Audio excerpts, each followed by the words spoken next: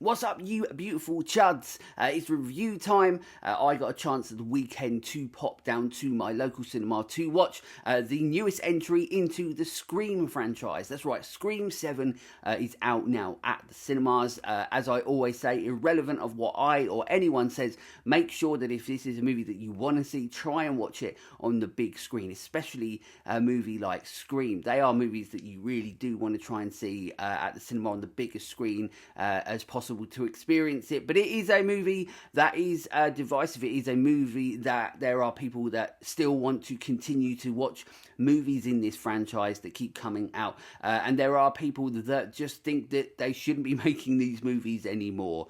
And it's interesting as well. I think this review, I want to review this movie, but there's a few interesting sort of points that I want to make about the movie and about the franchise and everything as well in this review. So it's about the movie, but it's also a little bit about the franchise as well. But the way that I always do my reviews, if you've seen them before, but if you haven't, then I always try and deconstruct it, or the way that my brain works is that I deconstruct movies to construct them all back together again, and that's how I give you my overall thoughts. But to be able to do that, to be as honest as I possibly can be, the way that I do it is that I go through the pros of the movie, my cons of the movie, which is everything I don't like about it, and then I give you my overall thoughts on the movie. But as I said, for me to be able to do that, then I will be talking about things that happen in the movie. So there are going to be spoilers. I never plan out to really purposely give loads of spoilers away. But it's also quite difficult when you're talking about a Scream movie and what may or may not be the things that don't work about it and the things that do work about it. I'm going to be talking about it. So make sure you see the movie before you watch this review. Unless, you want the world to burn, then you can just keep watching this review. But let's get right into my pros. So one of my pros for Scream 7 is actually something that surprised me because I didn't really know how this is going to work out. Because, of course, so Kevin Williamson has predominantly always been, say, a writer for the Scream franchise and certain movies and so on, with Wes Craven when they were creating this franchise. He is a very, very big part, a very important part, an integral part to what Scream is as a franchise. He's a fantastic writer and he does a really good job with the Scream movies, really delivering the characters and the writing for the characters that he does that have been so iconic in the genre, in the franchise, sorry. But how does that mean that he's going to turn essentially from a writer into a director? Bearing in mind, he only made the criminally underappreciated Teaching Miss Tingle. If you've never seen that movie, it came out in 1999. It's a good movie. I used to love it. I watched it all the time, and I haven't watched it for a while. Maybe I should. But if you haven't seen that, go and watch it. But other than that, this is his only other directing credit. And it's one of those things where we all know that after everything that's been happening with the Scream franchise, this movie was really feels like it was very only made because they're trying, or the things that they've done in this movie is to try and do everything they can to win back the audience. Because, and something I'm going to keep talking about, is that Scream is still a very profitable franchise for horror, for cinema. It still always makes money, and this movie being case in point, which I'll talk about a little bit later on as well. But Kevin Williamson is integral and very important to this franchise. But what does that mean in regards to him directing a movie? Because so many movies can be shit. If he is a writer and does such a good job at the writing aspect of it, it doesn't necessarily always mean that he's going to understand the importance of the technical side of filmmaking, of how important aesthetics are to a movie, how important sound design is to a movie. It doesn't always mean that he's going to understand that. Of course, he learned from one of the absolute best, which is Wes Craven, and being around him obviously definitely, showed him some things of how you do things right, because Wes Craven is, one of the masters of horror. But it was interesting that was one of my things going into it. It's like, what are we going to get aesthetically? What are we going to get sound design? Or is it going to be something that is way overwritten because predominantly writing is what he does, as he has done his whole career, other than Teaching Miss Tingle? But I was really pleasantly surprised. This movie aesthetically looks very good. It is technically, aesthetically, cinematically sound. There are a lot of really, really nice looking shots in this. A lot of the shots are set up that look really good, but also there's purpose. And when I'm talking about purpose as well, one of the other highlights for me, once again talking on, say, like a technical level, is the sound. And what I really like about this, and it also goes to show Kevin Williamson as a talented filmmaker, not just writer. And this is one of the things that I was really pleasantly surprised by, because I really wanted him to be able to succeed in filmmaking, you know, or making a decent movie in almost all aspects. I didn't want it to be one of those movies where we had written it and it's overwritten, but then it, you know, you thought because of the set pieces or the look of the movie and the sound. But one of the really cool things, like I was talking about purpose, is the fact that he does a very, very good job with sound design in this movie that have purpose to everything that's going on. There are a lot of scenes within this movie where you are hearing what is going on in the background while we're watching a character react to something that's going on. There are a few scenes where Ghostface is in the background doing things, and you can sort of hear the horrible things that he's doing to somebody off screen while we're watching, you know, the character that ultimately is probably going to meet their demise. And I think that the sound design in this movie is really, really well done, and I was very surprised that that was an added element to the successfulness of Kevin Williamson's filmmaking in this, because the film looks really good, but also it sounds very good. And that was, you know, that's a really good thing, because then it took it up a level, because unfortunately we get so many movies that look like shit now, that this movie did not look like shit and it did not sound like shit. It was very good, and I was really happy, and as I said, a little bit surprised by that, because you don't know what you're going to get from someone who hasn't predominantly been a filmmaker in his career, apart from one from 1999 called Teacher Miss Tingle, which I keep mentioning because I need to remember that I need to watch it, and so do you. It's a classic end of 90s movie. So Kevin Williamson as a filmmaker actually is very good, and I'm really, really happy about that, because it's another, like, good thing for the franchise if it chooses to continue, and if it chooses to continue with Kevin Williamson at the helm. One of the other things that he's really good as well is that it feels pretty well structured, but I'll go into a little bit of a negative about that as well when I do my cons. But also the set pieces as well are not only really well put together, but also we do get a very gnarly and vicious side of Ghostface. This is a movie that sort of, it feels more in tone to something like, the newer Screams, which, I'll talk about a little bit later as well, because, I just flat out don't like the newer Screams, but it feels more so in tone with something, say, like with Scream 4, in regards to Scream 4 was a movie that took up the level of violence and brutality of Ghostface before the newer ones did that. And this movie does that as well. There's some pretty gnarly, pretty inventive death scenes that you can't really turn your nose up at. They do a really good job when it comes to Ghostface in regards to him doing the bad things that he does. The bad thing about Ghostface is what I'll talk about a little bit later, but they do a really good job at keeping it inventive, keeping it creative, and keeping those moments, as horrible as it is to say that they're doing horrible things to people, but it is still fun. It still has that fun sort of Scream feeling. And also we get a good opening scene. Once again, I will talk about the negative part of quite a lot of this and how that fits into it, but I really liked the opening scene in regards to we are getting that sort of nostalgia punch, unfortunately, but I like the way that it all plans out or plays out. I like the way that it all looks. Once again, he, as a filmmaker, he went higher than what I thought that it was going to be, and the marks are a lot higher for that, and I really like that for Kevin Williamson, because it's showing that he can definitely be somebody that takes this franchise further if it is something that they decide to do, which once again, as I keep saying, I'm going to talk about.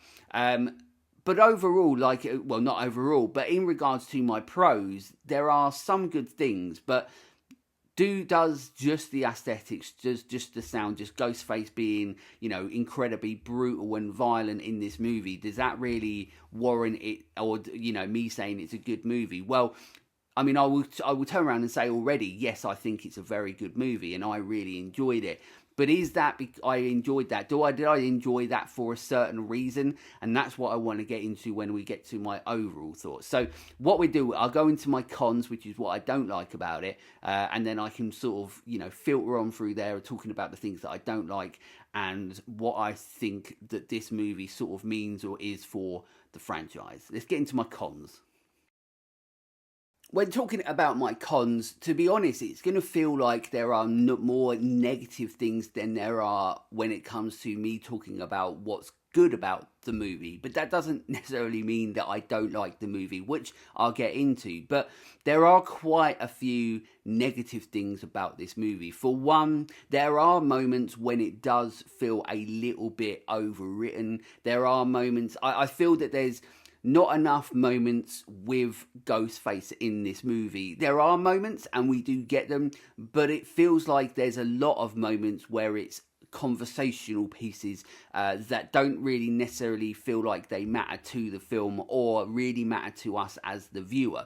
There might be scenes in there where they're trying to, propel the story forwards, but it's never really hit so much. A lot of it sometimes feels like you're watching something like a TV program like ER or something. I don't know why ER is the first thing that comes to my mind when I'm thinking about programs. But you know what I mean? Like, there's moments in the coffee shop and things like that with character, and they're talking about, the character side of it and stuff. And sometimes they're just a bit elongated. Sometimes they're a little bit overwritten. But then once again, maybe that's what we should expect from, Kevin Williamson, who is a writer. Maybe that's something that he needs to look at a little bit less on. I'm not saying that this is badly written, but what I'm saying is that there are some scenes in it where they feel a little bit overwritten and it sort of slows the pace of the movie to where you're like a little bit like something needs to happen and it needs to happen, sooner than later. So there are the moments like that, but the biggest sort of negatives for me in this is, the big one is going to be the fact that the reveal and who it is going to be. Once again, I'm talking about spoilers as well, so don't listen to this if you haven't seen the movie, but spoilers wise and ending wise and reveal wise, that's such a huge part of what Scream is, because Scream is all about connectivity, right? And it's all about trauma. And which is why I sort of get why they went with the ending or the reveal, the people that it is. But it also sucks because there feels like there's not really that connectivity throughout Scream. The reveal of who it is just shit.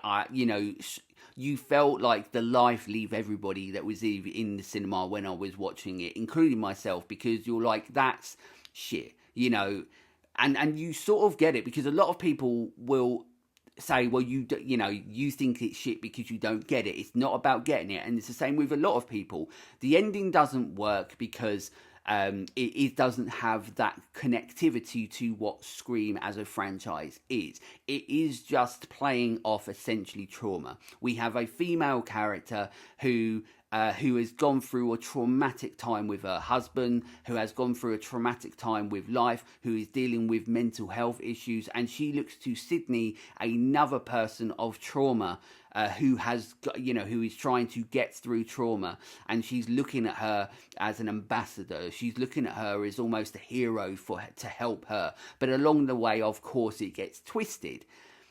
And it just doesn't hit. It doesn't feel right. It just doesn't, for me personally, work. And then she has this guy on the side that's sort of helping him, that he's just like there. He just pops up and he's just like, I worked with AI once, and I'll get into all of that sort of stuff. But I worked with AI once, so I can, be somebody that kills people. Even though he works at a mental home, he's absolutely mental, So it doesn't work. And I think that, unfortunately, because the reveal of who it is that's doing these things, these horrible things as Ghostface, and the reveal of who it is, because it's so important, because it's so integral to the success and the connectivity of what Scream is, it doesn't land and it doesn't work. And that annoyingly being so important to what the movies and the franchise is, it sucks because it means it takes it down in regards to you going, yeah, of how highly you rate this movie, or how highly, sorry, I rate this movie, because you need that reveal to be a reveal where you're like, okay, I get it. Even whether you saw it coming, whether you didn't see it coming, it's one of those moments that takes you back a little bit, and you're like, shit, this you didn't. You were like, what the fuck? Like, why that?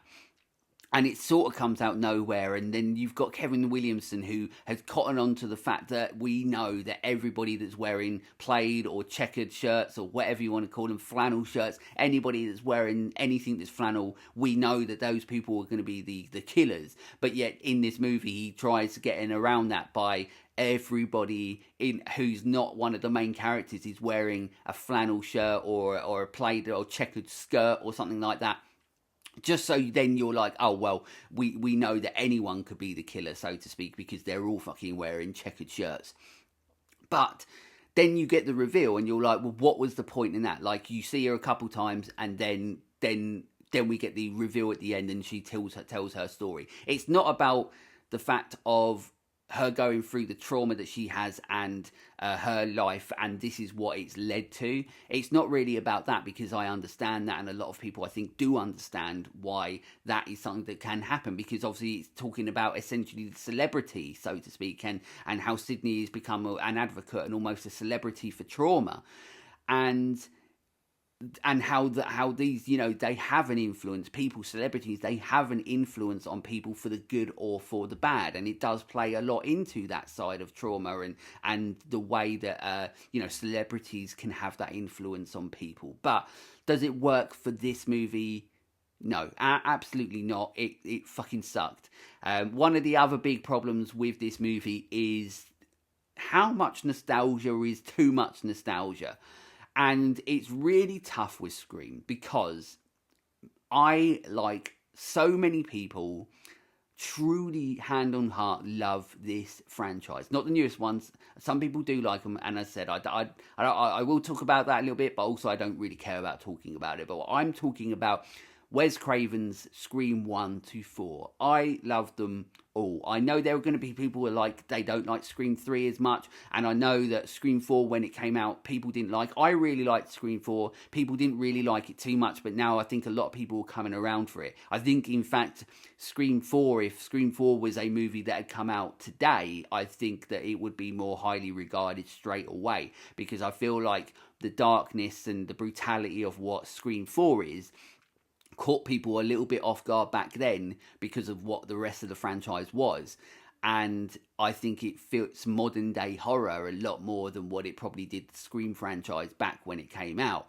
But I always really liked Scream 4, and I love, you know, Scream, the first movie, is literally one of the most important films to me on a personal level of all time. And Scream is a franchise that we watched, a lot of us, like me, watched growing up. We grew up with the Scream franchise, so it's part of us, it's part of our blood, it feels like it's part of our DNA.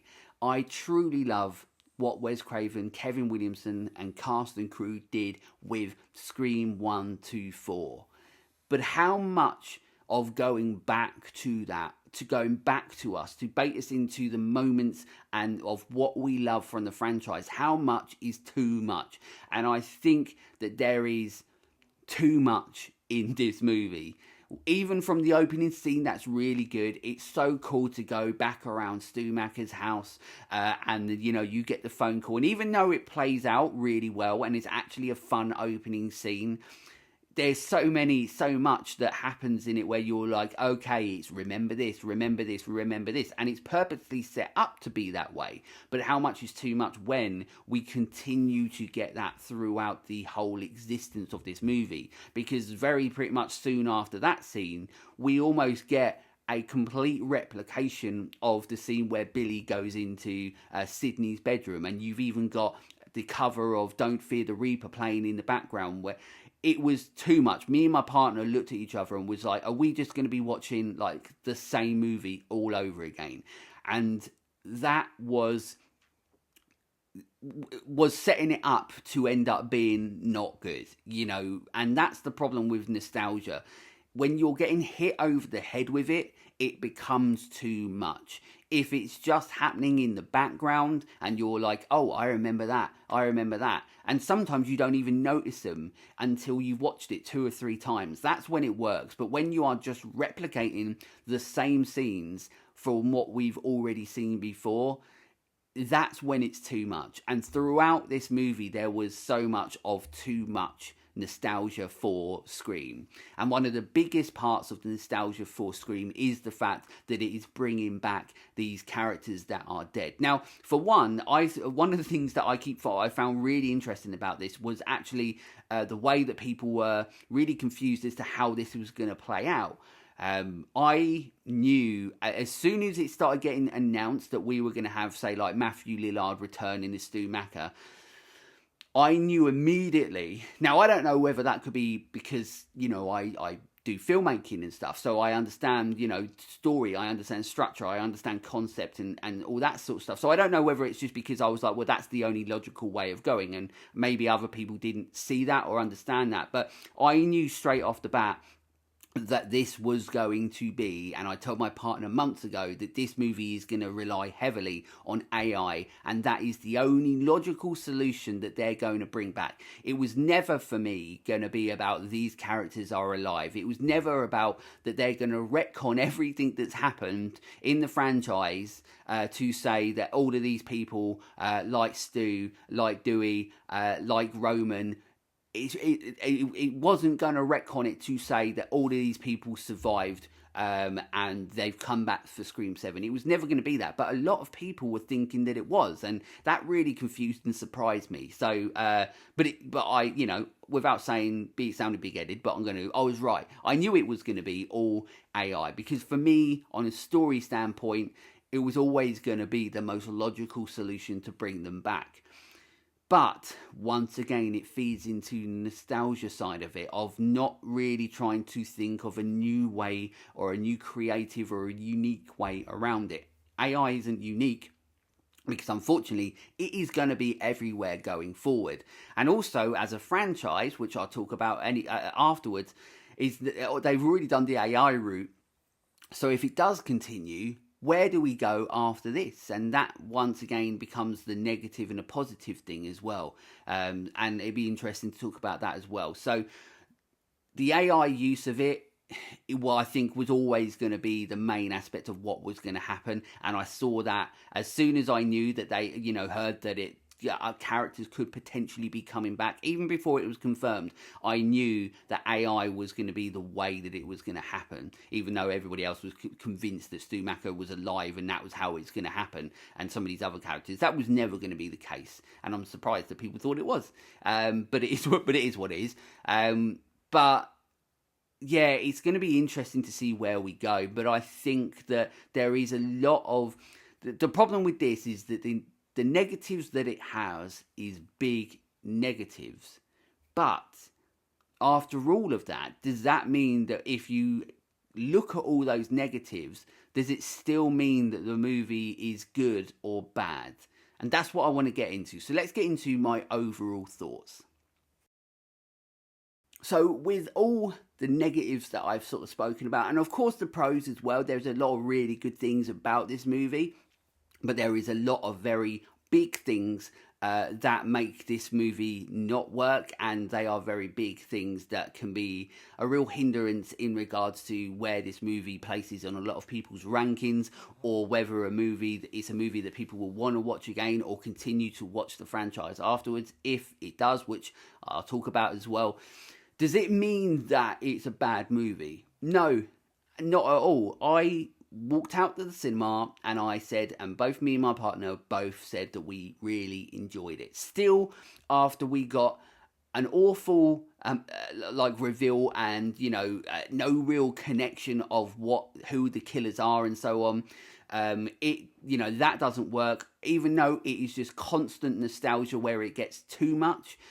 Even though that there are some pretty bad performances in this as well, and the characters are characters that you don't really necessarily connect with, because once again, that's a hard part with Scream as well, isn't it? Because This is why they keep on end up going back to having, Sidney and Courtney Cox, Gale Weathers and everything, is because these are characters that we love, we grew up with, and there are real characters there that have a developing story throughout the franchise, and it's always going to be very, very difficult to bring people in.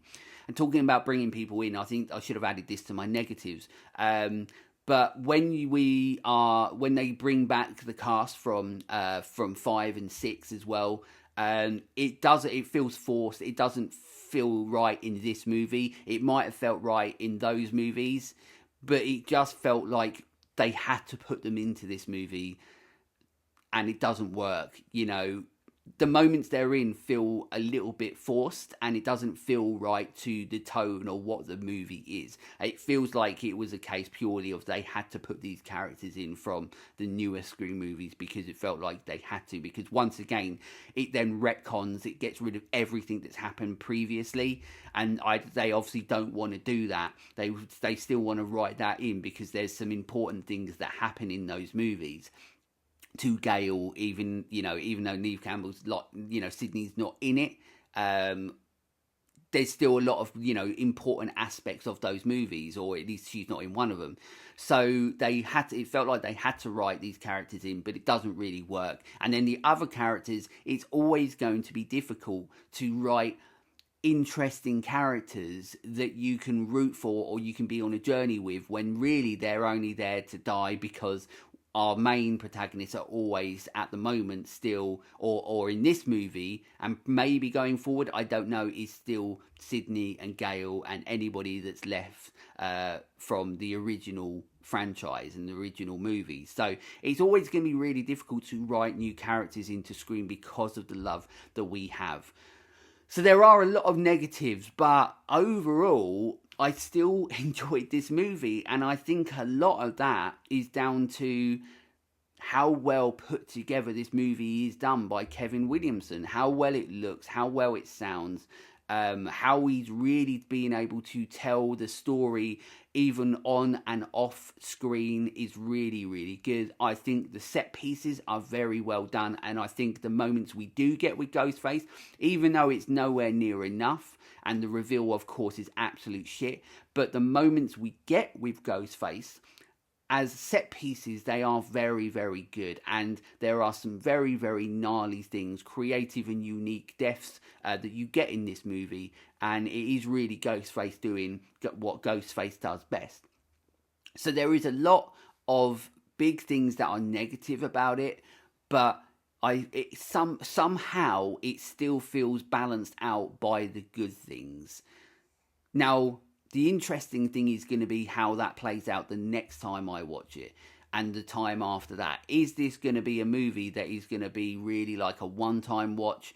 Well, I already want to see it again, so that's a good thing. But is it going to be one that I never really sort of want to watch? Because that's how insanely important Scream is, because I still continue to watch Scream 1 to 4 all the time. Scream I watch every single year, and have done since I was like 13 years old. Every Halloween I watch Scream. It is one of my biggest comfort movies, and I love watching it around the spooky season every single year. It is a movie that I will not miss out on watching every year, and I love to go through the rest of the franchise every now and again. But I am someone that I was not and am not a fan of Scream 5 and 6. I just do not like what they did with the stories and Ghost Billy and what they did to Dewey, and how they fucked that up. I don't like those movies. There's just something about them, and that isn't anything to do with being clouded by my love for the franchise at all, because I was actually excited about Scream 5 when we got announced, because it was being made by Radio Silence, who made Ready or Not, the brilliant Ready or Not. So already, when I was watching Ready or Not before they even got announced as to directing Scream, there was something about Ready or Not that actually made me think about Scream, even though it's nothing like it, and saying if they were ever to do another Scream movie, I think these people might be the right ones to do it because of the way that they can connect everything together and make it fun still. And that's what Scream is. Scream is all about having fun. And I didn't really feel like I had any fun really whatsoever with Scream 5 and 6. And a lot of the fun can come from nostalgia. And a lot of the fun can come from these familiar characters that we absolutely love. So, but is that really enough to sell the movie when it comes to Scream 7? And weirdly enough, it sort of is. Because as soon as we see Stu Macker, Matthew Lillard on screen, even though you're a bit annoyed because you're like, well, it's so much, nostalgia bait where it's just like, fuck's sake, like, you're just trying to do everything you can to give everything that everybody wants for this franchise because you need to do something after everything that's gone wrong with the franchise with 5 and 6. It felt like they were throwing everything and the kitchen sink at us, but at the same time I still enjoyed it even though I knew that it was wrong. And I knew that it was too much, but I still enjoyed it. And that's how I feel about this movie. There is so much to this movie that doesn't work, and there's so much to this movie that feels wrong. But there's also still so much to this movie that feels right. So, I suppose it's all about what happens next. Is this the ending of what we get when it comes to Sidney and Gail's story? Because obviously we haven't got anyone really left of the original movies, apart from, Sidney and Gail.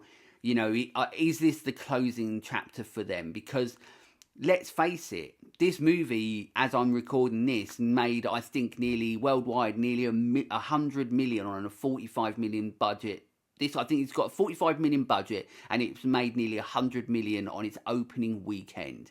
So it'd be interesting to see percentage-wise next week how much it drops off. If it ends up, staying pretty steady and it drops, say, like 10, 20% maybe, that's not as bad as dropping, say, 50, 60% when word of mouth gets out where people, are saying that they don't like it, and that's when people are like, well, maybe I shouldn't see it, which, of course, you should always see it. You shouldn't ever listen to what other people say, even though I'm sitting here doing a review about it. But it's not for me. I'm not sitting here doing a review saying this is why you should or shouldn't watch it. I'm saying this is what I think about it. You do what you bloody want, and you should go and watch it. This is just me getting off my chest how I feel about Scream 7. Simple as that. It's not for you or anyone to take any of it on board to say, I think the same way. It's not why I do these reviews at all, and you should never think that way. But the problem is that people do, so it means that's why we get such big drops off when it comes to opening weekend. It does great, and then sometimes it drops off massively afterwards because the reviews started coming out to be a little bit more negative. Or Rotten Tomatoes, there's so many people live their life by Rotten Tomato scores now, which once again you shouldn't, but that continues to be like a propellant as to say whether people should or shouldn't watch a movie, which once again no one should ever do, because you might end up watching a movie that people hate and then you're like, that's one of my favourite movies. So it's going to be really interesting to see like where we go next with this franchise, because like I've just gone through everything about what this franchise is or what this movie is as it's come out right now and how much it's made. It has always been a profitable franchise, and that's why after everything that has happened with Scream 5 and 6 and the controversies, it's still trying to do what it can to bring out a Scream movie because they know it makes money. And they're going to keep wanting to do that. But it's going to be interesting to see, one, whether it's going to be a continuation or a connection with Sidney and Gail, or whether we've had, that's their journey done now. Sidney Prescott's journey is over. Whether we are going to get new characters that we are going to struggle to enjoy again, and then we're going to be back to square one with the franchise where people are less interested because it's not what it was, it's what it's trying to be. I don't know, but I know, really, I feel like we are going to get another one. And also, is it going to be Kevin Williamson? And after this movie, I will categorically say, I hope that it is, because I think that he did a lot of very good things that were better than what I thought they were going to be from a writer who made one movie, Teacher and Mrs. Tingle, from 1999, which you should see, and then went to Scream. It's, writing and directing a movie is very, very different, but he did it in Scream 7 very, very successfully. So that's a very well done to Kevin Williamson for what he put on the screen for us to see, what he put on for the screen for us to hear as well, because like I said, the sound design is so good. But I do hope that he gets another chance to direct.